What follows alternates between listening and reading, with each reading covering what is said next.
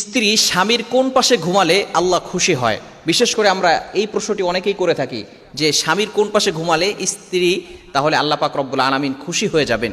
বিষয়টি খুবই লক্ষণীয় বিষয়। আম্মাজান আয়েশা রাদিয়াল্লাহু তাআলা আনহা নবীজি সাল্লাল্লাহু আলাইহি সাল্লামের কোন পাশে ঘুমিয়েছিলেন, আম্মাজান আয়েশা রাদিয়াল্লাহু তাআলা আনহা এই বিষয়গুলো কিন্তু আমাদেরকে জানিয়ে দিয়েছেন।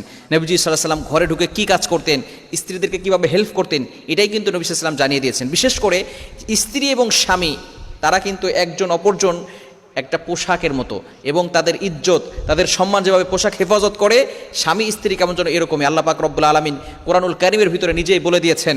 2 নম্বর পারা 7 নম্বর পৃষ্ঠার 9 নম্বর লাইন সূরা বাকারার 187 নম্বর আয়াত আল্লাহ বলছেন, হুন্না লিবাসুল লাকুম ওয়া আনতুম লিবাসুল লাহুন্না। একে অপরের পোশাক, একে স্ত্রী এবং স্বামী একে অপরের কি পোশাক, এবং স্ত্রীর সাথে ভালো ব্যবহার করতে বলে দিয়েছেন।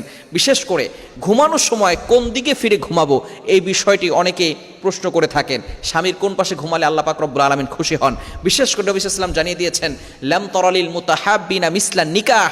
এই যে বিবাহ যখন সম্পাদিত হয় তখন এই যে নতুন বিবাহের ভিতরে একজন স্বামী স্ত্রীর যে মহব্বত, এটা নবী সাল্লাল্লাহু আলাইহি ওয়াসাল্লাম বলছেন আমি অন্য কোথাও দেখি নাই।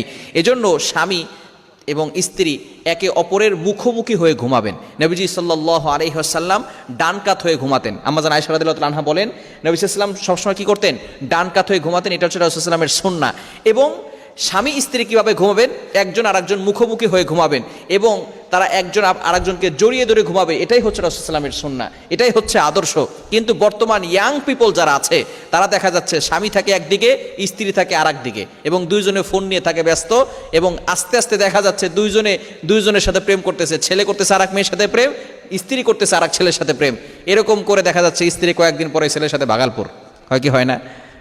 হাসির বিষয় নয়, হাসির খোরাক আপনাদেরকে দিচ্ছি নয়, এটা হাস্যকর বিষয় নয়। বর্তমানে আমাদের স্বামী স্ত্রীর সম্পর্কটা এমন হয়ে গিয়েছে, একজন পুরুষ দোকানে বসে সবার সাথে ভালো ব্যবহার করে।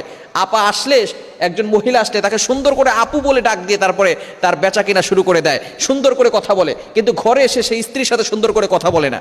প্রেম করার সময় সুন্দর করে কথা বলছে, কতটা চাঁদ আছে, কয়টা তারা আছে, এগুলো সব গল্প শুরু করছে।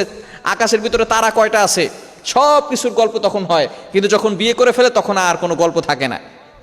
এই ধরনের স্বামী সমাজে আছে না নাই? খবরদার। স্বামী স্ত্রীর মহব্বত হচ্ছে খুবই গুরুত্বপূর্ণ। তারা যদি গল্প করে, স্বামী স্ত্রীরা যদি গল্প করে, তাহলে আল্লাহ পাক রব্বুল আলামিন নফল ইবাদতের সওয়াব দিয়ে দেন। এখন স্বামী স্ত্রী রাতের বেলা ঘুমানোর সময় অবশ্যই এমনভাবে ঘুমাবে যাতে করে তাদের ভালোবাসা প্রকাশ পায়। কেননা স্বামী স্ত্রীর ভালোবাসায় আল্লাহ পাক রব্বুল আলামিন বরকত দিয়েছেন, সেখানে আল্লাহ পাক রব্বুল আলামিন বারাকা দিয়েছেন এবং নফল ইবাদতের সওয়াব দিয়েছেন।